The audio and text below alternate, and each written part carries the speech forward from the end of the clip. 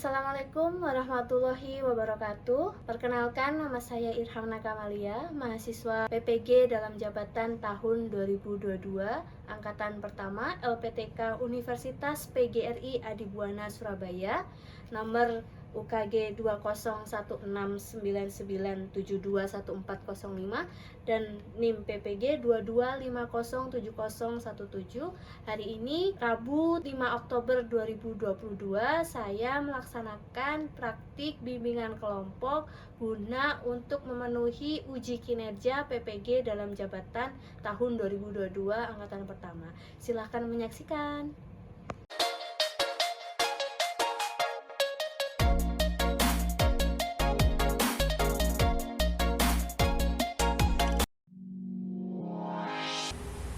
Assalamualaikum warahmatullahi wabarakatuh. Waalaikumsalam warahmatullahi wabarakatuh. Oke, sebelum kita mulai kegiatan hari ini, alangkah baiknya kita berdoa bersama-sama menurut kepercayaan masing-masing supaya kegiatan hari ini lancar dan juga bermanfaat untuk kita semua di sini. Oke, berdoa mulai. Selesai. Gimana kabarnya siang hari ini? Baik. Oke, lumayan baik. Kenapa? Soalnya kan ya banyak cuaca yang sakit, banyak yang sakit gitu. Iya, apakah kamu juga mengalaminya juga? Ya. Iya, berarti sama dong saya. Saya juga hari ini mungkin kurang enak badan ya, mungkin sedikit batuk dan serak gitu ya. Mungkin teman-teman yang di sini yang lagi sehat, tolong tetap dijaga kesehatannya. Kamu juga minum obat, nanti tetap patuhi protokol kesehatan, pakai masker jangan lupa ya. Walaupun gerah di sini di Surabaya cuacanya walaupun mendung tapi gerah, aneh juga ya.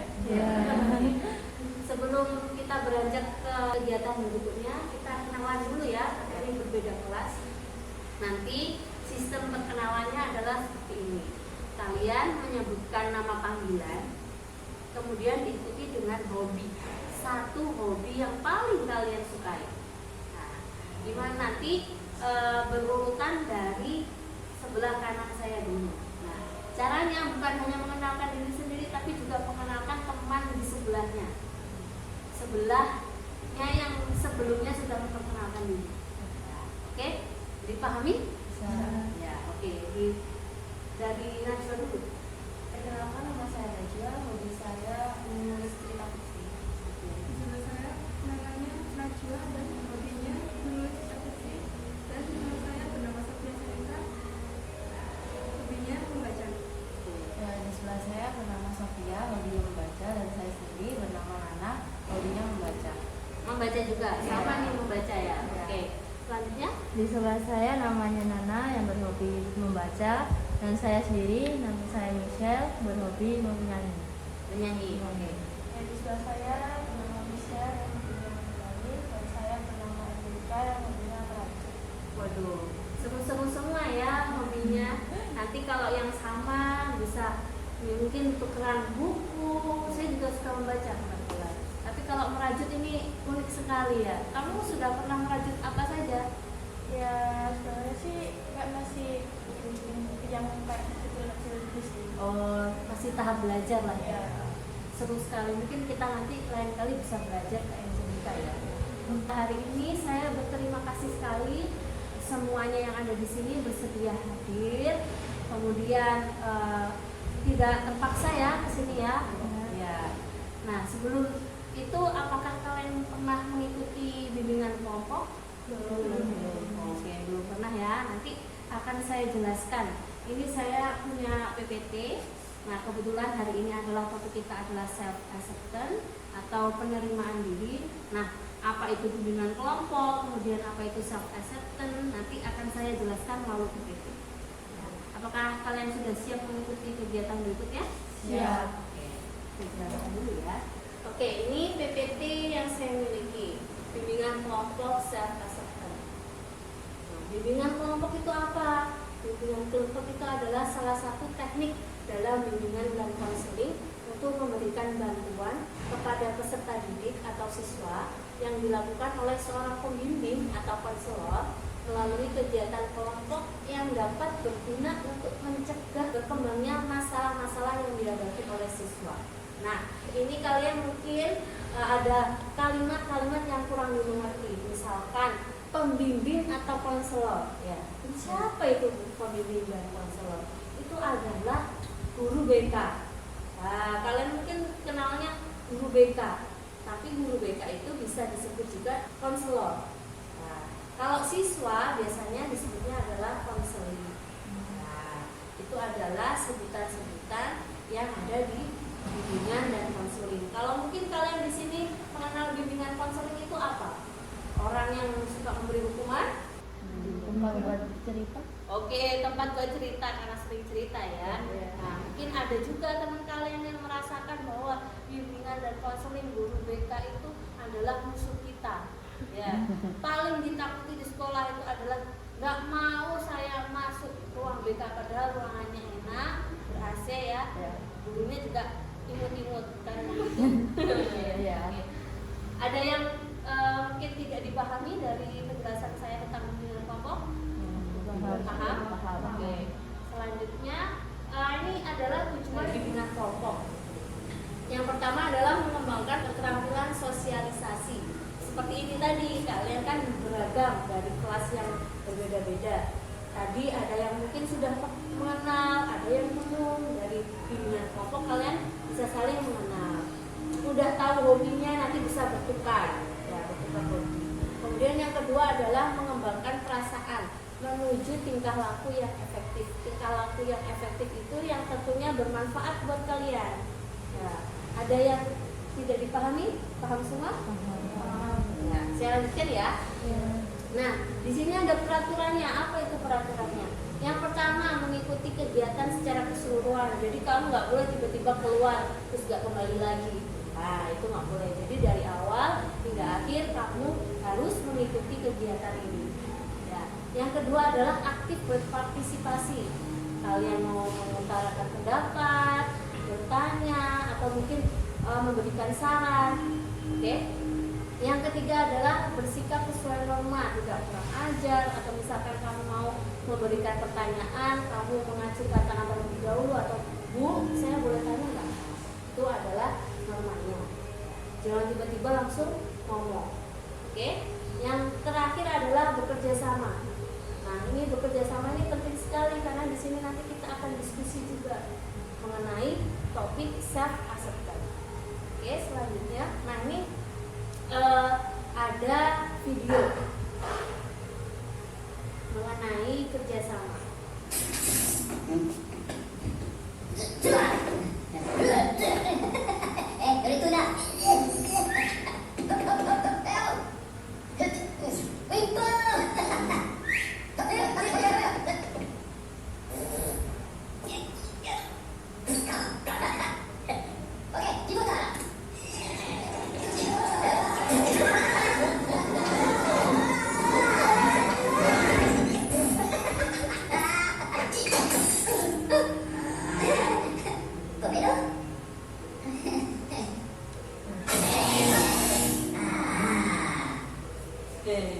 Ya, itu tadi video tentang Minion ya. Minion itu kan banyak ya, banyak, tak hanya satu atau dua atau tiga. Nah, biasanya mereka tuh sering bekerja sama tuh kalau mengerjakan sesuatu. Seperti tadi dia mau memasang lampu. Nah, tapi ada satu tuh yang nggak mau kerja sama tuh ya, yang sering ngetawain temennya. Berakibat apa? Lampu yang dia bawa itu tadi apa? Pecah, iya. Nah, itu kekurangan dari kalau kita tidak melaksanakan kerjasama. Jadi di sini harapannya semuanya itu kalian dan saya sama-sama bekerja sama supaya hasilnya tidak seperti tadi, oke? Ya, kita lanjutkan lagi. Ini ada kata-kata yang saya tambahkan. Bekerja sama membuat pekerjaan apapun itu selesai dengan tepat, bukan cepat. Tepat itu bisa cepat dan juga benar. Nah, kalau cepat saja tapi nggak benar ya percuma juga kan. Nah, di sini harus benar juga, cepat juga, jadi tepat. Oke, selanjutnya. Nah, sekarang masuk ke penjelasan self acceptance. Oke.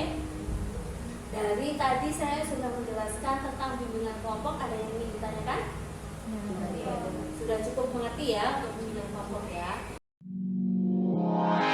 Nah, untuk self acceptance ini adalah bahasa Indonesianya adalah penerimaan diri. Bagaimana kita menerima diri kita. Menurut apa Dictionary of Psychology, self acceptance itu berarti mengakui, menerima, dan menghargai pencapaian maupun keterbatasan diri. Nah, jadi tahu dan menerima. Kalau kita cuma tahu tapi tidak menerima akan menimbulkan masalah. Yang di sini yang dibahas adalah kalian juga bisa tahu, kalian menerima, dan kalian bisa menghargai apapun yang ada di dalam diri kalian. Kita kan pasti ada kekurangan, ada kelebihan. Nah, itu kita bisa terima, kita bisa menghargai, kita bisa mengakui.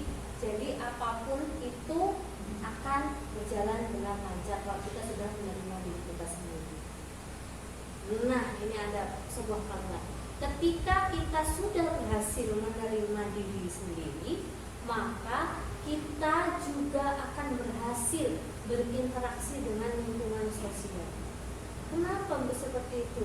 Karena selain kita sudah menerima diri sendiri, untuk berinteraksi sama teman itu enggak pinter, terus pede, terus gak merasa aku loh berbeda dengan temanku. Tidak seperti itu. Jadi dia tahu, ya ini kekuranganku adalah aku, itu adalah kekurangannya teman saya, ya itu adalah teman saya. Kemudian self acceptance. Seseorang dikatakan memiliki self acceptance yang baik itu dapat dilihat dari perkataan dan perilakunya sehari-hari. Nah, kita di sini sambil berkaca, melihat diri sendiri. Kemarin aku begitu nggak ya? Ya, melihat bagaimana kalian kemarin-kemarin sebelum dapat self acceptance ini. Nah, pada umumnya perilaku yang muncul itu cenderung positif dan senang melakukan kegiatan yang berhubungan dengan banyak orang. Misalkan kegiatan ekstrakurikuler, kalian nggak menyendiri. Misalkan ada tugas kelompok, kalian tiba-tiba nggak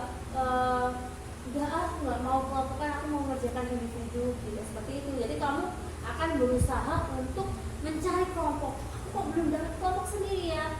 Oh, aku mau nyari kelompok lah, gitu. Itu artinya kalian sudah memiliki sifat atau self acceptance yang baik.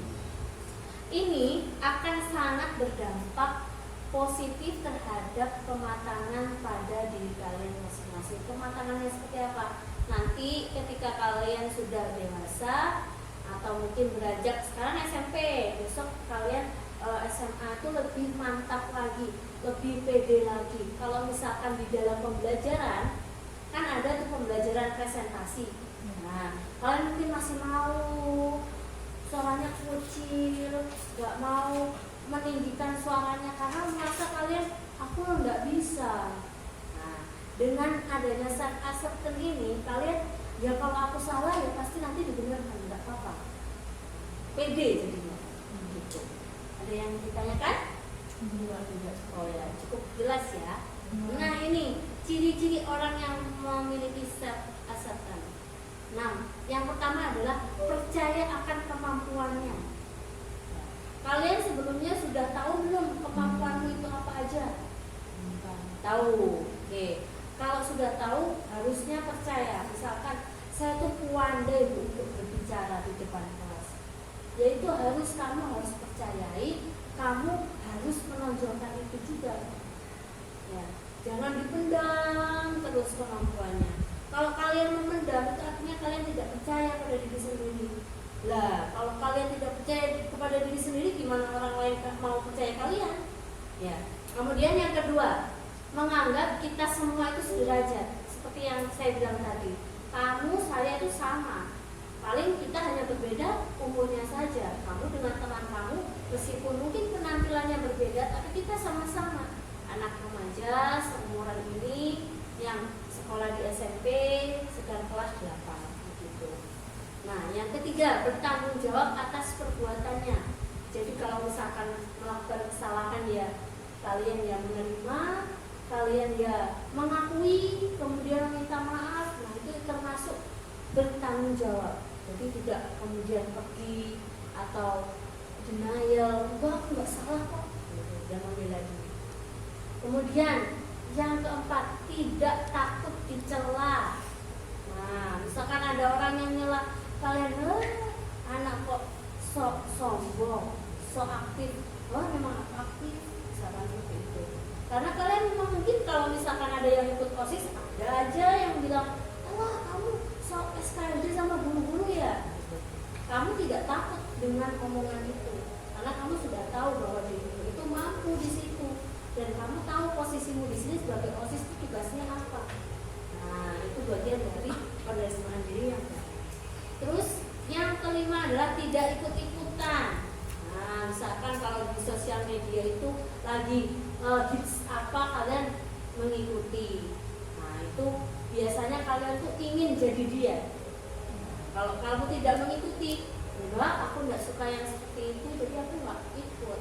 Nah, kalau kalian sudah punya pemikiran dan perilaku yang seperti itu, artinya kalian sudah memiliki self acceptance yang baik. Ini yang terakhir nih, menerima pujian atau kritikan secara objektif, jadi nggak baper. Kalau misalkan merasa sedih ya pasti sedih, tapi tidak lantas kamu membenci orang yang mengkritik kamu, atau mungkin terlalu berlebihan atas pujian yang dikasih oleh orang lain. Nah, itu dia sih memang kemarin lumayan bagus, tapi ada kok yang lebih bagus dari saya, nggak langsung sombong, aku ini lebih bagus dari kalian, bilang ke teman-temannya seperti itu ya, tidak seperti itu. Nah dari ciri-ciri orang yang memiliki self acceptance ini, apakah kalian mengerti atau ada yang ditanyakan? Saya Ya, silakan. kalau misal saya punya suatu tokoh yang saya ingin ikut dia, tapi sebenarnya saya bukan ikut, tapi kayak tokoh terinspirasi. Ya, itu bisa disebut ikut-ikutan juga. Oh, kalau seperti itu tidak. Jadi kalau misalkan kamu terinspirasi oleh dia, artinya kamu kan tidak semua hal tentang dia kamu ikuti, Ya. tapi hanya yang baik diikuti, yang buruk kamu tinggalkan. Nah, kalau terinspirasi seperti itu, ya sah-sah saja, bagus malahan. Nah, tapi kalau yang ikut-ikutan ini adalah ya semuanya, mau baik mau buruk itu diikuti semuanya. Nah, itu yang tidak boleh. Gitu. Gimana? Nah, apa Nana? Sudah jelas. Oke. Kita lanjutkan. Nah, self acceptance dapat membantu individu. Ini manfaatnya ya. Membantu individu dalam berinteraksi dengan individu lain. Nah, seperti tadi banyak yang sudah saya sampaikan. Kalau kita bisa menerima diri kita, kita pasti ke orang lain itu dengan mudahnya berteman, ramah, nggak baperan, jadinya tuh mulus-mulus saja hubungannya. Walaupun ada sedikit konflik, kalian juga bisa menyelesaikannya dengan segera. Yang kedua, meningkatkan kepercayaan diri serta membuat hubungan menjadi lebih akrab. Nah, ini kan penting banget ya buat kalian di usia remaja itu, kalian penting untuk percaya diri. Supaya apa? Supaya kemampuan yang kalian miliki ini berkembang. Terus nantinya kalian tuh bisa berpikir, saya ini cocoknya lanjut ke SMA atau SMK ya. Nah, kalau kalian kurang percaya diri, akhirnya kemampuan diri kalian tidak kalian akui, kalian hanya ikut-ikutan teman, temanku ke SMK kok, aku juga ikut aja deh.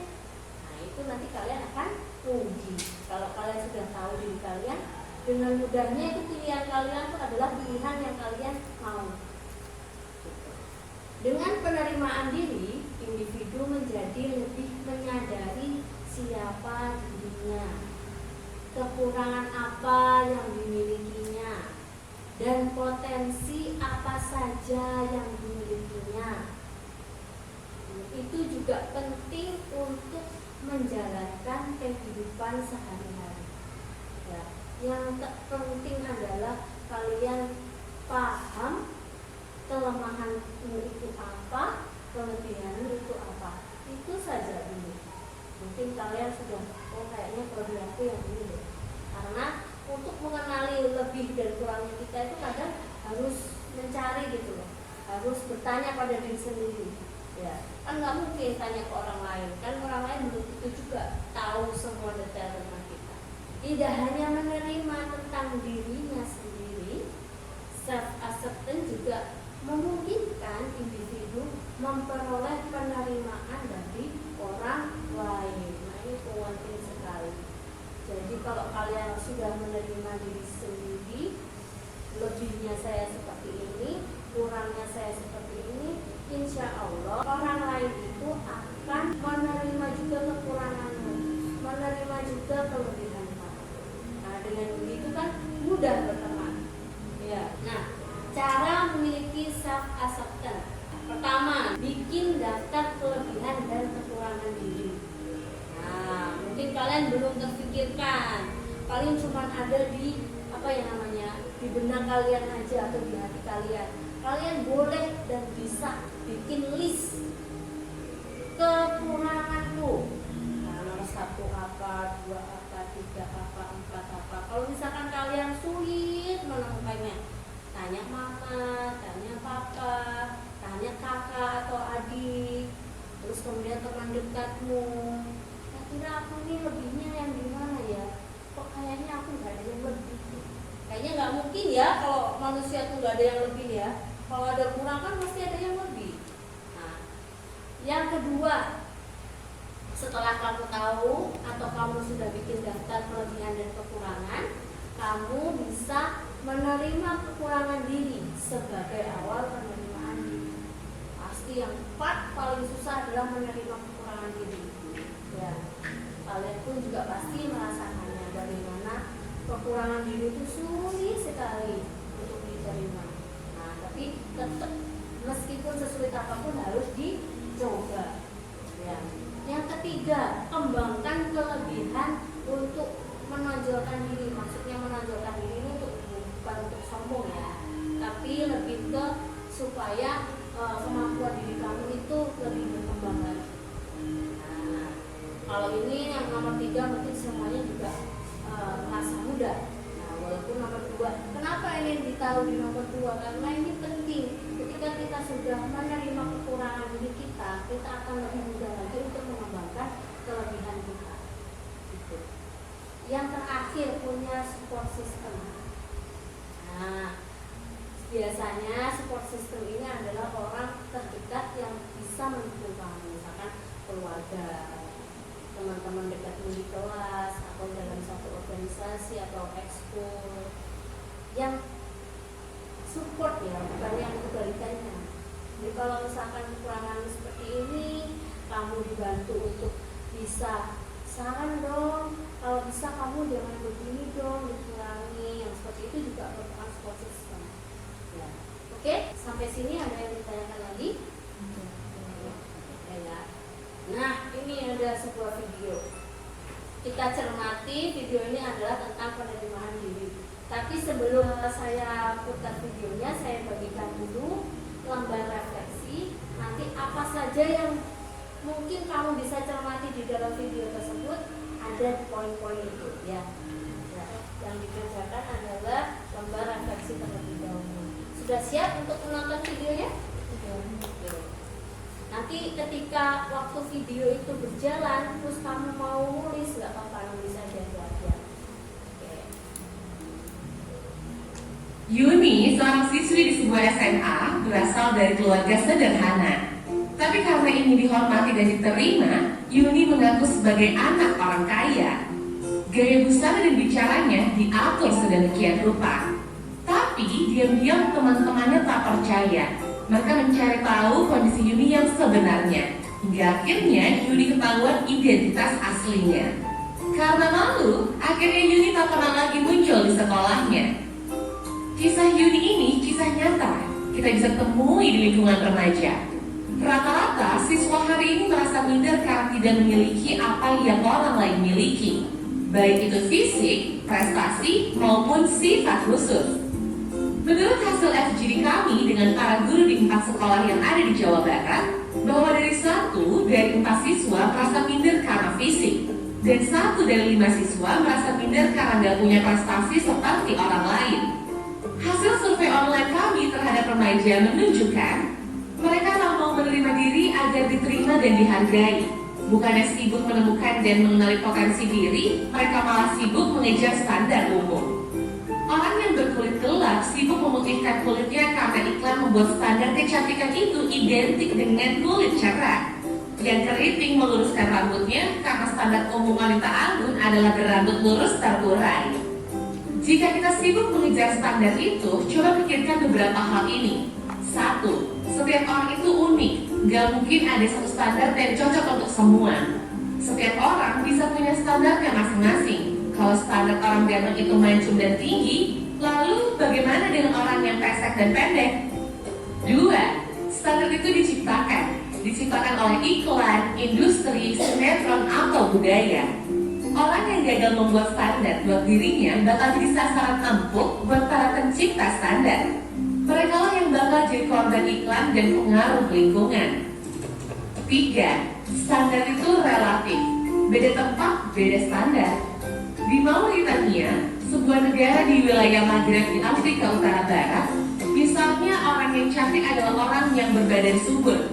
Di Jepang yang dianggap cantik itu yang giginya gingsul. Beda waktu bisa beda standarnya. Coba perhatikan fashion dari masa ke masa. Apakah standar tren itu sama?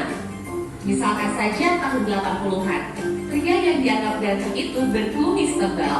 Apakah saat ini masih berlaku? Tapi, kalau yang sifatnya nilai moral itu universal. Sikap jujur di mana-mana dari dulu sampai nanti tetap dianggap baik dan keren.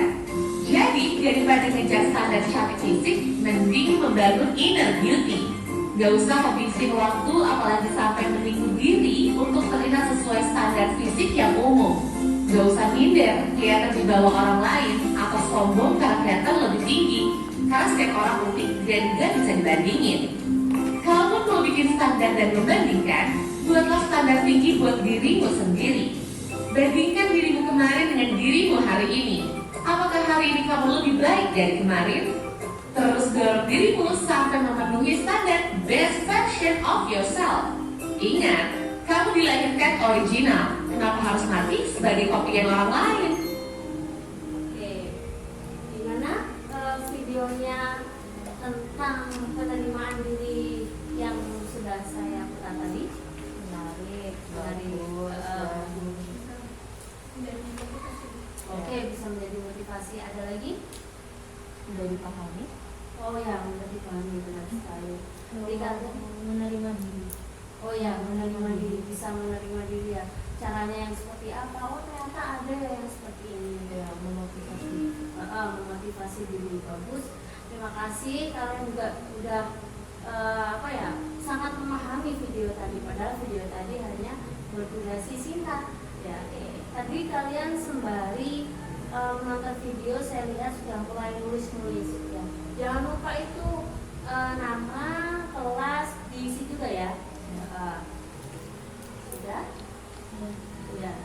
Setelah kita nonton video tadi, ya, kira-kira pelajaran apa yang bisa kita ambil dari video tersebut? Angkat tangan dulu. Saya Ya. pelajaran yang bisa saya ambil dari video tersebut adalah kita tidak perlu mengikuti standar umum. Kita hanya perlu memperbaiki diri sampai menjadi diri yang paling baik bagi diri sendiri. Oke, bagus banget. Jadi kita harus menjadi diri sendiri.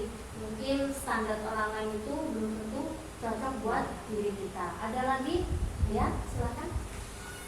Setiap manusia memiliki perbedaan yang sangat unik, dan di situ titik awal untuk kita selalu bersyukur dengan apa yang kita miliki hari ini, karena belum tentu orang lain memiliki kemampuan yang sama seperti kita. Oke, bagus banget.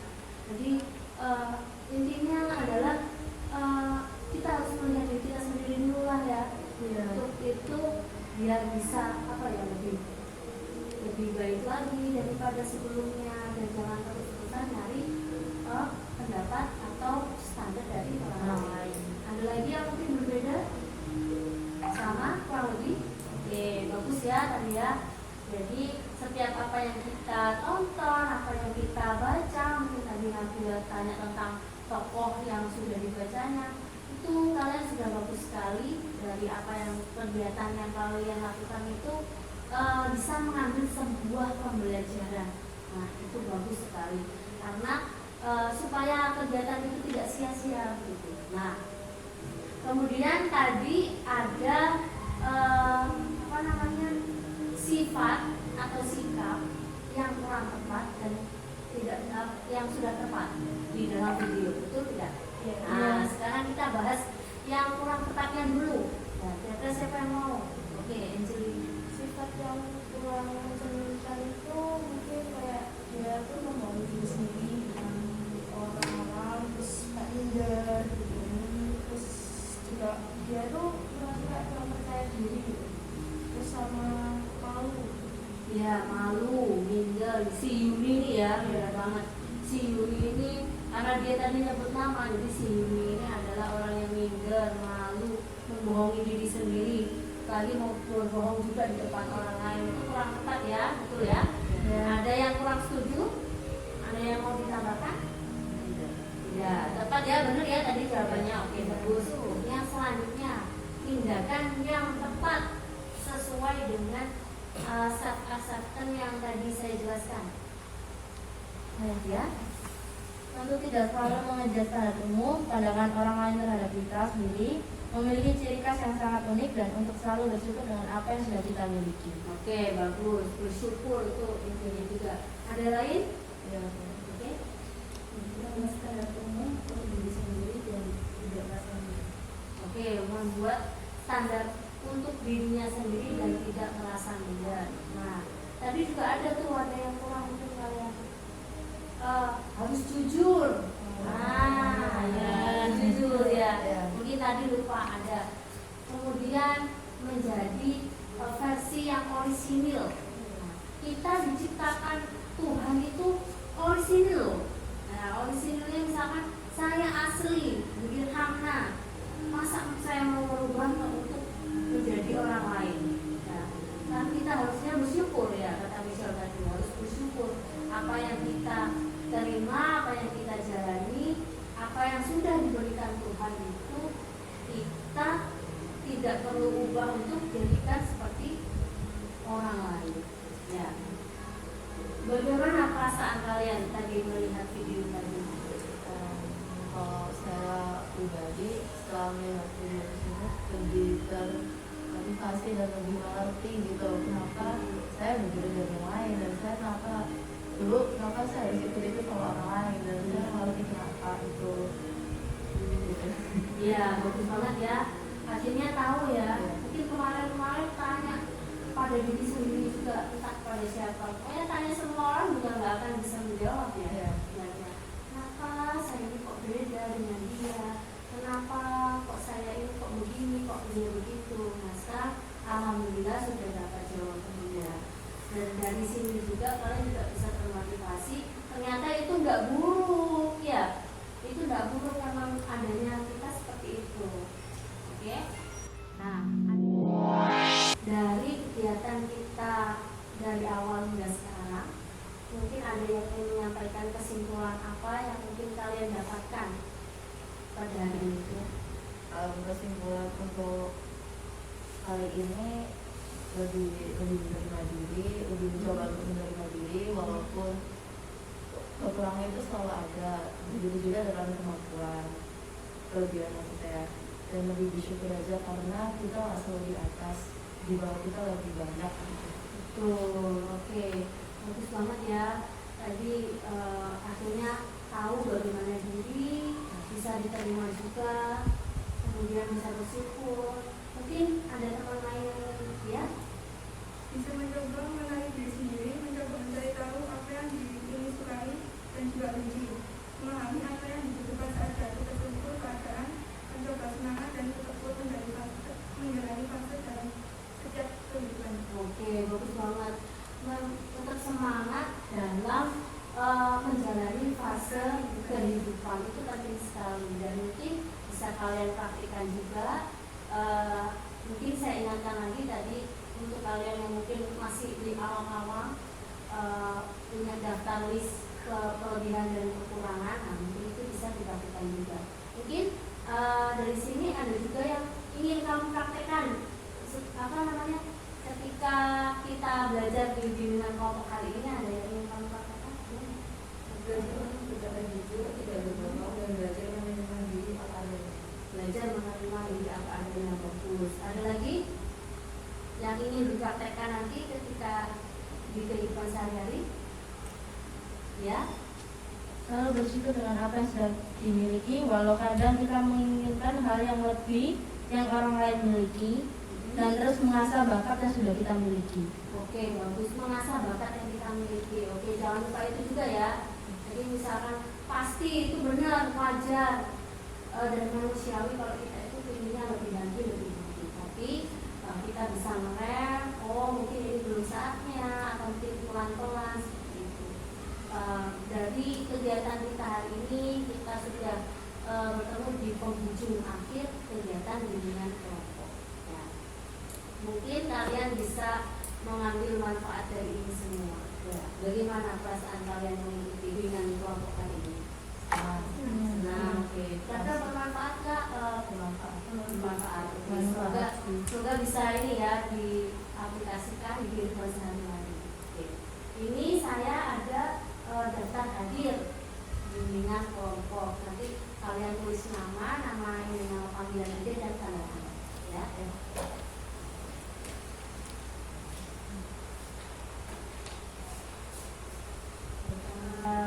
Terima kasih sebelumnya atas kehadiran kalian, kerjasama kalian. Saya tidak menyangka bahwa kalian tuh sangat luar biasa di sini tadi. Mudah memahami juga apa yang saya jelaskan, bisa mengambil pembelajaran dari ini semua. Terima kasih sekali ya. Sebelumnya saya ucapkan dan mohon maaf apabila selama bimbingan kelompok ini saya memiliki kesalahan kata atau perbuatan. Sebelum diakhiri, kita berdoa terlebih dahulu karena tadi kan diawali dengan doa, kita akhiri dengan doa. Oke, berdoa mulai. Oke, selesai. Setelah ini pulangnya hati-hati. Jangan lupa nanti kabari saya, Bu, saya sudah pulang ke rumah ya. Saya akhiri. Wassalamualaikum warahmatullahi wabarakatuh.